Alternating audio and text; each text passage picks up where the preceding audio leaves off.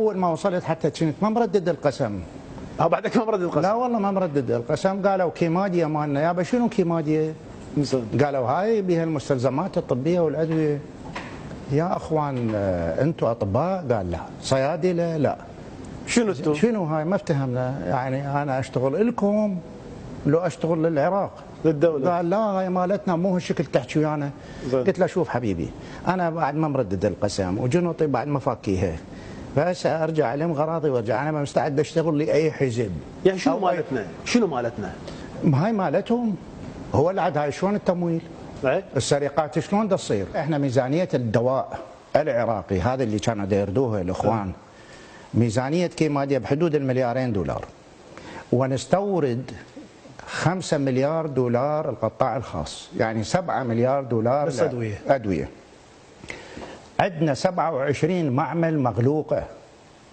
بس لحظه، 2 مليار ايش قد حصه هذا الحزب السياسي من عندهم؟ كلها. شنو؟ تقريبا كلها. 2 مليار؟ اي نعم. سعر الدواء يقول مثلا تريد تشتري اسبرين، زين، لنفرض سعره 10 مليون، يصير ب 25 مليون. هاي بالوزاره؟ اي نعم. حلو. وانا هذه موجود، انا ما اريد. زين فد لحظه، وشلون يصير اليه يعطوها بالجيب؟ ويتفقون ويا المصنع. ويا المصنع. يعني هاي فوق الكوميشن. اكو على الورق يتغير؟ اي طبعا. مره هديه من السفاره الفرنسيه الى الاخوه في اليزيديه في سنجار. زين. نعطينا مستشفى هديه من ماكرون. زين.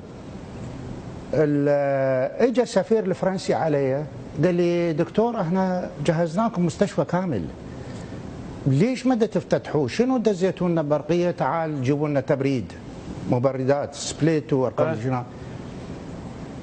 قلت له والله انا اسال مدير العام الفنيه الهندسيه.